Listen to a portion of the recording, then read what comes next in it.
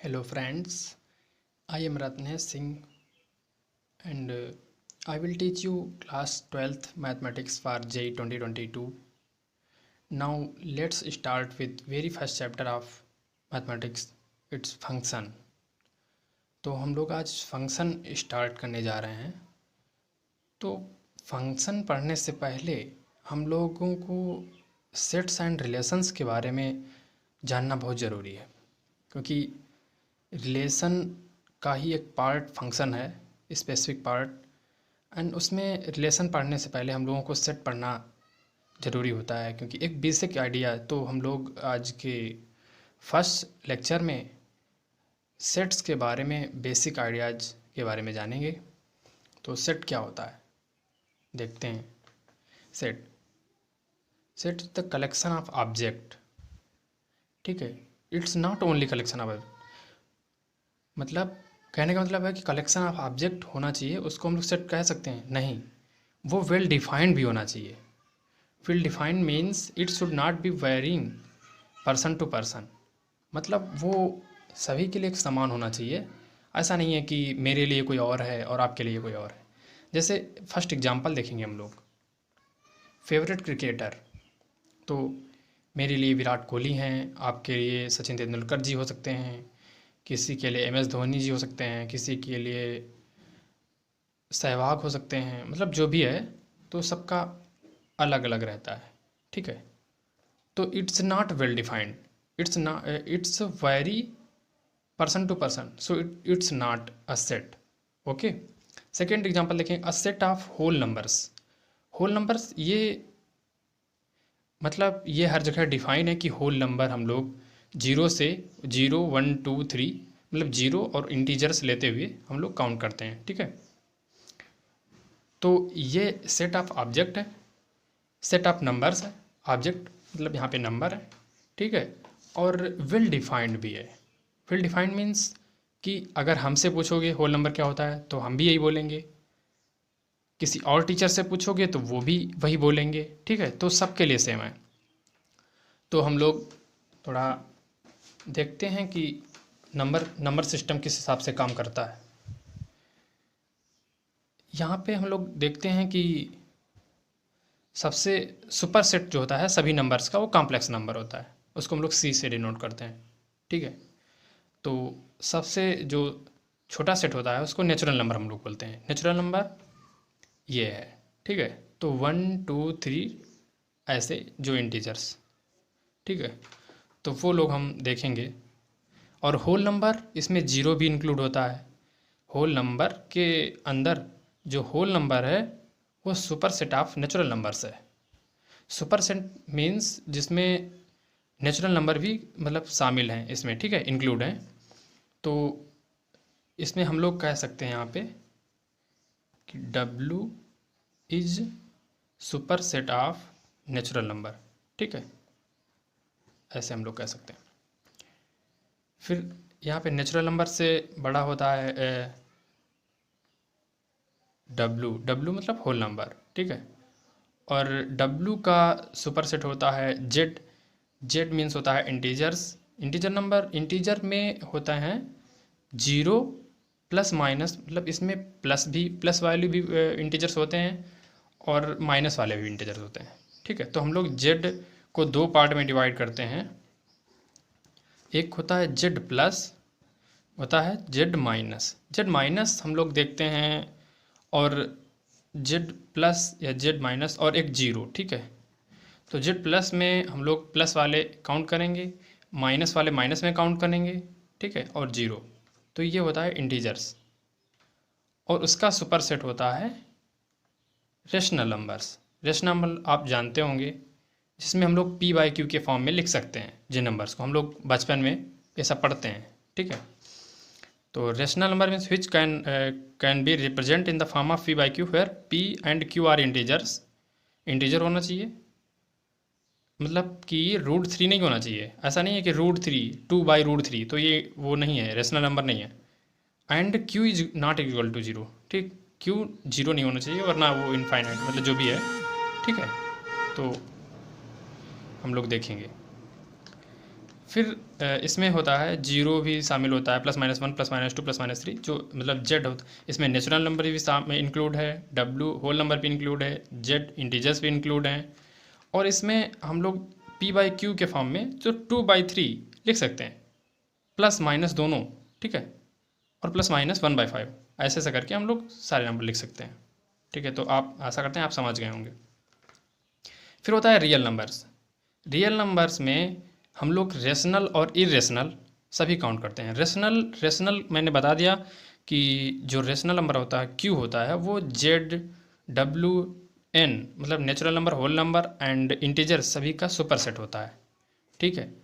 और जो आर होता है उसमें rational plus irrational, irrational means includes rational plus irrational, ठीक है, real number. Irrational means which can not be written in the form of p/q, जो हम लोग p/q के फॉर्म में नहीं लिख सकते हैं, जैसे √3, √2, √7 जो हैं, तो वो इसमें हो गए, ठीक है। और जो रेशनल नंबर थे वो भी इसमें इंक्लूड होंगे रियल नंबर्स में। तो हम लोग रियल नंबर्स को डिफाइन कर सकते हैं rational number plus irrational number, ठीक है। तो हम लोग ये नंबर सिस्टम के बारे में देख रहे थे। अब यहाँ पे बचता है ओनली कॉम्प्लेक्स नंबर। तो हम लोग कॉम्प्लेक्स नंबर्स के बारे में देखेंगे अब कि कॉम्प्लेक्स नंबर क्या होता है और उसमें कौन कौन से नंबर्स होते हैं, ठीक है। तो हम लोग एक बेसिक आइडिया सेट के बारे में देखें। कॉम्प्लेक्स नंबर जो होता है वो सबका सुपरसेट होता है, ये मैंने लिखा भी है। Complex number is the superset of above all numbers, ठीक है। तो वो whole number, natural number, integers और p/q, रेशनल इरेशनल जो भी है नंबर सबका सुपरसेट होता है। मतलब कॉम्प्लेक्स नंबर के अंदर सभी नंबर्स इंक्लूड होते हैं। तो आशा करते हैं आपको नंबर सिस्टम समझ में आया होगा कि हम लोग कैसे डिफाइन करते हैं, कॉम्प्लेक्स नंबर क्या होता है, रियल नंबर क्या होता है, और भी अदर्स नंबर के बारे में हम लोग जाने। अब हम लोग जो कुछ बेसिक्स ऑपरेशंस होते हैं सेट में उनके बारे में जानेंगे। Basic operations on set are union, intersection, difference and complement. As you know it is basic. तो हम लोग देखते हैं यूनियन क्या होता है। यूनियन जो यू की तरह ऐसा इसको डिनोट करते हैं, इसको यूनियन बोलते हैं, ठीक है। और इसको इंटरसेक्शन बोलते हैं। इसका मीन्स भी बताएं अभी हम लोग। डिफरेंस एंड कॉम्प्लीमेंट, ये कुछ बेसिक ऑपरेशंस हैं जो हम लोग अभी रिलेशंस टॉपिक में यूज करेंगे, उसके बाद फंक्शन पे मूव करेंगे। तो जो भी रिक्वायर्ड हम लोगों के लिए मतलब रिलेशन और फंक्शन पढ़ने के लिए, मेनली फंक्शन पढ़ने के लिए, तो वो हम लोग एक बेसिक आइडिया जानेंगे। बाकी जो सेट्स है वो 11th क्लास का चैप्टर है, तो उसमें पुलकित सर आपको पढ़ाएंगे कि जो आपको डेप्थ तक लेके जाएंगे कि सेट्स क्या होता है, ठीक है। तो एक कॉम्प्लीमेंट ऑफ ए, चलो मैं आपको बताता हूँ कि जैसे एक ये सेट है पूरा, नहीं इसको बोलते हैं यूनिवर्सल सेट, ठीक, यू। और इसमें कोई सेट ए है, ये कोई सेट ए है और इसको बोलते हैं यू। तो ए कॉम्प्लीमेंट जो होता है वो होता है यू माइनस ए, मतलब जो ये वाला पार्ट बचता है, ये वाला, इसको हम लोग बोलते हैं ए डैश या ए स्टार जो भी है, तो वो ए कॉम्प्लीमेंट बोलते हैं, ठीक है। और A intersection B is equal to B intersection A, इसके बारे में हम लोग जानेंगे कि ये कैसे होता है। इंटरसेक्शन को एंड भी बोलते हैं, वो बताएंगे हम आपको। और जैसे ए में हम लोग एलिमेंट लेते हैं 1 2 3, एक सेट ए है उसमें हम लोग एलिमेंट लेते हैं 1 2 3, और दूसरा सेट बी है उसमें हम लोग एलिमेंट लेते हैं 2 3 4। तो इसमें होता है जो इंटरसेक्शन का मीन्स होता है जो दोनों में हो, एंड ऑपरेशन लगा है। एंड ऑपरेशन आप लॉजिक गेट्स वगैरह पढ़ेंगे तो उसमें जानेंगे कि एंड का मीन्स होता है जो दोनों में ट्रू हो, ठीक है। तो इसको बोलते हैं एंड में इंटरसेक्शन जो है तो वो 1 2 3 ए में एलिमेंट है, ठीक है, 1 2 3 जहाँ पे मैंने ये बताया, और 2 3 4 इसमें एलिमेंट है। तो इसमें कॉमन कौन है, 2 और 3, तो ये हो गया ए इंटरसेक्शन बी, और ऐसे ही बी इंटरसेक्शन में ए भी होगा, ठीक है। जब एलिमेंट सेम है तो वही हम लोगों का इंटरसेक्शन हो, तो ये कम्यूटेटिव मतलब J intersection B is equal to B intersection A. Now come on union part. Union क्या होता है, जैसे हम लोगों ने लिया ए सेट 1 2 3 एंड बी 2 3 4, तो इसमें होता है कि आर, यूनियन का मीन्स होता है आर और इसका मीन्स था एंड, ठीक। तो हम लोग यहाँ पे 1 2 3 और यहाँ पे 2 3 4 बी में, तो हम लोग क्या करेंगे, जो जितने भी एलिमेंट हैं ए और बी में, और मैंने पहले ही अभी बता चुका हूँ आपको कि रिपीटिशन अलाउड नहीं होता है सेट में, कि यहाँ पे हम लोग नहीं कि दोनों को लिखेंगे, मतलब दोनों को ऐड कर देते हैं, दोनों लिख देते हैं, तो 1 2 3 और 2 3 4 ऐसा नहीं लिखेंगे। 2 और 3 ऑलरेडी एलिमेंट है एक सेट का, तो उसको हम दोबारा नहीं लिखेंगे। तो जो है 1 2 3 4 ये हो जाएगा यूनियन। शायद आप समझ गए होंगे। ए माइनस बी, ठीक है, डिफरेंस इसको बोलते हैं। तो ये 1 2 3 और 2 3 4, अगर ए माइनस बी, ए डिफरेंस बी है, तो हम लोग क्या करेंगे, जो बी के एलिमेंट हैं वो ए में से हटा देंगे जितने कॉमन मिलेंगे, ठीक है, और जो बचेंगे ए के एलिमेंट वो लिख देंगे। तो 1 2 3 में से 2 3 4 हटा दिया, 4 तो है नहीं, उसकी बात छोड़ो, अब 2 3 हटा दिया तो बचा 1, ठीक है, 1 बचा।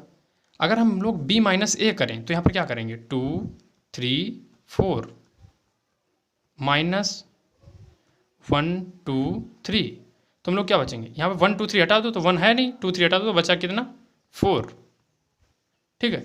तो ये इक्वल टू नहीं है, मतलब 4 बराबर नहीं है 1 के, जो सेट में है, सेट के अंदर 1 और सेट के अंदर 4 बराबर नहीं है, तो हम लोग नहीं कह सकते हैं कि ये कम्यूटेटिव है, ठीक है।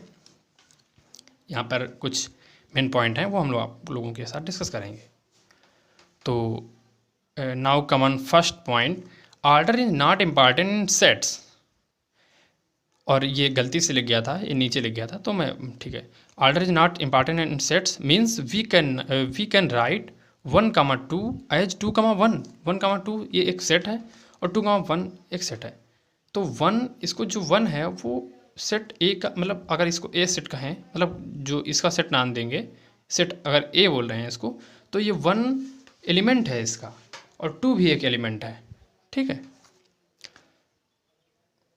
तो हम लोग इसको एक्सचेंज करके लिख सकते हैं, सेट के अंदर हम लोग एक्सचेंज कर सकते हैं, बट अभी हम लोग आगे बताएंगे आपको, ऑर्डर्ड पेयर में ऐसा नहीं कर सकते हैं। ऑर्डर्ड पेयर देखो, यहाँ पे हम लोग कर्ली ब्रैकेट यूज करते हैं सेट को रिप्रेजेंट करने के लिए, और कर्ली ब्रैकेट वो एक स्मॉल ब्रैकेट यूज करते हैं उसके लिए, तो हम बताएंगे। हाँ, now come on next point, ordered pair and cross product. तो हम लोग क्रॉस प्रोडक्ट के बारे में देखेंगे। Cross product, set of all ordered pairs in A cross B.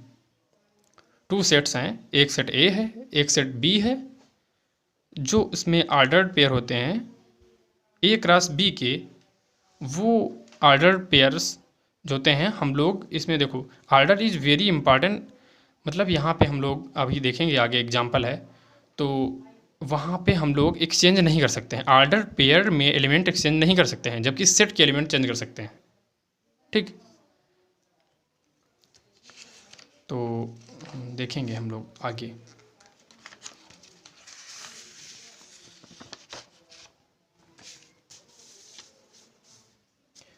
अब हम लोग देखते हैं, जो एक ए सेट लिया है 1 2 3, इसके अंदर एलिमेंट है, बी के अंदर ए और बी 2 एलिमेंट हैं, तो ए क्रॉस बी हम लोग कैसे निकालते हैं वो हम लोग जानेंगे, ठीक है। तो ए क्रॉस बी, पहले हम लोग 1 एलिमेंट लेते हैं, 1 इसके साथ ले जाते हैं, ए के साथ और बी के साथ, ठीक, ऐसे। तो ये एक सेट है, ए क्रॉस बी भी एक सेट है, एक सेट ए है एक सेट बी है, हम लोग इसको क्रॉस बोलते हैं, क्रॉस प्रोडक्ट। तो ये यहाँ पे इंटू नहीं लगा देना, ठीक है, इंटू वो अलग होता है, मैं बताऊंगा आपको, बट ये क्रॉस प्रोडक्ट यहाँ पे होता है। तो वो देखो, ये सेट के अंदर हम लोग लिखते हैं 1 ए, ये 1 ए के साथ ऑर्डर पेयर बनाएगा, 1 बी के साथ ऑर्डर पेयर बनाएगा, फिर 2 ए के साथ, 2 बी के साथ, और 3 ए के साथ, और 3 बी के साथ। यहाँ पे ए क्रॉस बी है, ए क्रॉस बी और बी क्रॉस ए अलग अलग होते हैं, ठीक है। क्यों, मैं बताऊंगा। क्योंकि ए जो है ए क्रॉस बी है, तो हम लोग 1 को ए के साथ ले रहे हैं, 1 को बी के साथ ले रहे हैं। और अगर बी क्रॉस ए होता है तो हम लोग अभी देखेंगे आगे, वो ए के साथ 1 होगा, बी के साथ मतलब ए के साथ 2 होगा। तो ऐसा है कि हम लोग उसको एक्सचेंज नहीं कर सकते हैं, ऑर्डर्ड पेयर में हम लोग एक्सचेंज नहीं कर सकते हैं, ठीक है। Where 1 comma A is an element of A cross B, ये 1 जो है वो एलिमेंट नहीं है ए क्रॉस बी का, 1 कमा ए एलिमेंट है। वो जो 1 एलिमेंट था वो ए का था, आप समझ रहे होंगे आई थिंक, कि जो ए क्रॉस बी है वो यहाँ पे आपको दिख रहा है कि 1 कामा ए लिखा है, ये कामा नहीं है, वो छोड़ो, मतलब इसको भूल जाओ। ये समझ लो कि ये दोनों एक में रह रहे हैं, तो एक ही प्राणी है, ठीक है। ये भी एक प्राणी है, ये भी एक प्राणी है, तो वो समझो कि ये एक ही चीज़ है। तो हम लोग इनको जो है आपस में एक्सचेंज कर सकते हैं, 1 कामा ए यहाँ पे लिख सकते हैं, 3 कामा ए यहाँ पे लिख सकते हैं, लेकिन 1 की जगह पर ए नहीं लिख सकते हैं और ए की जगह पर 1 नहीं लिख सकते हैं। आप आई थिंक समझ रहे होंगे, मैं यही बोल रहा था पिछली बार कि जो सेट के एलिमेंट हैं वो चेंज कर सकते हैं। ये सेट का एलिमेंट क्या है, 1 कामा ए, 3 कामा बी, ये एक एलिमेंट है, 1 कामा ए एक एलिमेंट है, ना कि 2। तो 1 कामा ए 3 के बी के साथ जगह पे आ सकता है और ये उसकी जगह पे जा सकता है, ठीक है। लेकिन 1 ए की जगह पे नहीं आ सकता है और ए 1 की जगह पे नहीं आ सकता है, ए क्रॉस बी अगर हम लोग कर रहे हैं। आई थिंक आप समझ गए होंगे, तो मैंने यही लिखा था। अब एक चीज़ हम लोग देखते हैं कि यहाँ पे एक हम लोग रिजल्ट देखते हैं कि यहाँ पे एक एलिमेंट 2 3 4 5 6, ठीक। तो number of elements in A कितने थे, 3 थे, 1 2 3। Number of elements in B कितने थे, 1 2। तो हम लोग यहाँ पे 1 3 और 2 को मल्टीप्लाई किए, कितना आया, 6 आया। तो number of elements in B A cross B हम लोग देखे कितने आया है, 6 आए, ठीक है, 6 आया। तो हम लोग यहाँ से रिजल्ट कंक्लूड कर सकते हैं। और अगर आप चाहो तो दूसरा भी एग्जाम्पल करके कर सकते हो। तो number of elements in A cross B is equal to number of elements in A into number of elements in B. तो हम लोग इसको ऐसे रिप्रेजेंट कर सकते हैं फार्मूले की तरह, n number of A cross B is equal to number of A into number of B. ऐसे हम लोग बी क्रॉस से करेंगे। हाँ, बी क्रॉस ए में हम लोग ए कामा 1 लिखेंगे, 1 कामा ए नहीं लिख सकते हैं बी क्रॉस ए में। यहाँ पे देखो जैसे मैंने लिखा है ए कामा 1 ए कामा 2 ए कामा 3, ऐसे ही B comma 1 B comma 2 B comma 3। तो ये हम लोग लिखें तो number of B cross A is equal to number of elements in B number of elements in A multiply. Okay, अब हम लोग दूसरे टॉपिक पे चलेंगे।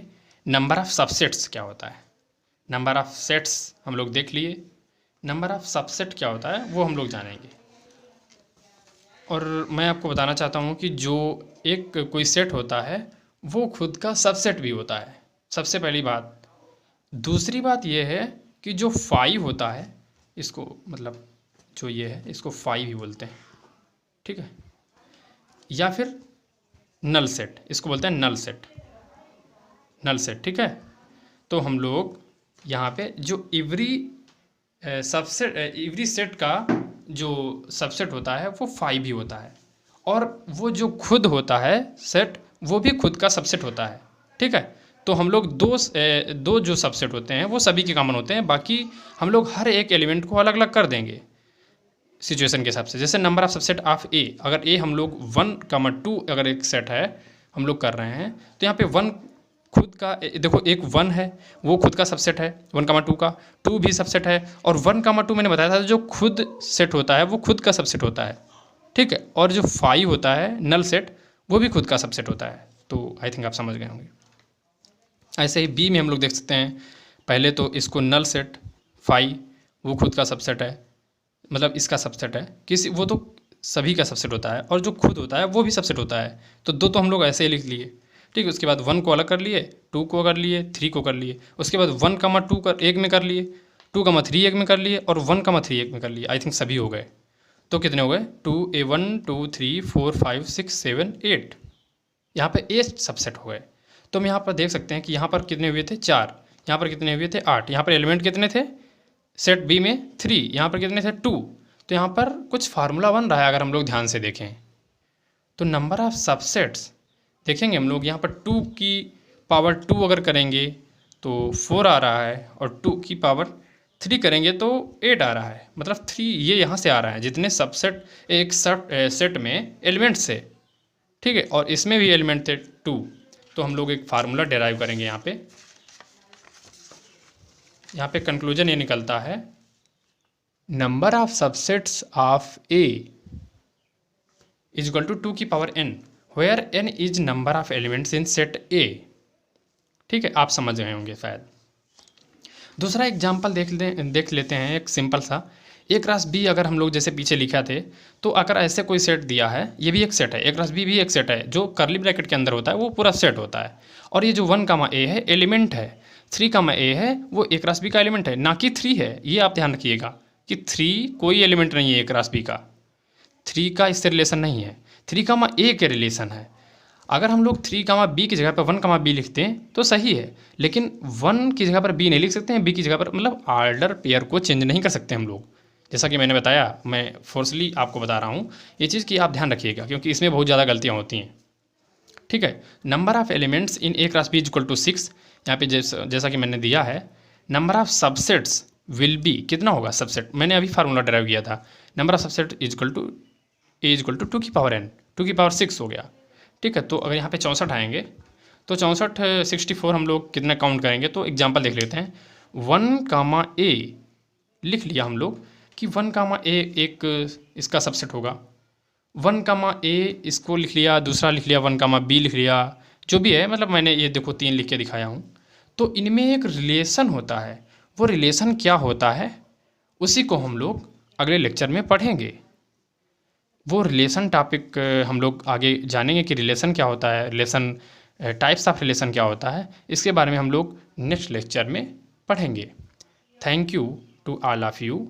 अगर आपको लेक्चर अच्छा लगा हो, आपको अगर समझ में आया हो, तो आप वीडियो को लाइक कर सकते हैं और MNITians JEE चैनल को सब्सक्राइब कर सकते हैं, और आप अपने दोस्तों को ज़्यादा से ज़्यादा शेयर कर सकते हैं, जिससे आप जो मैं रिवोल्यूशन स्टार्ट किया हूँ, हम लोग मेरी टीम स्टार्ट की है, वो आप लोगों में काफ़ी हद तक हम लोग पहुँच पाएँ, आप लोगों को free of education, quality education दे पाएँ हम लोग।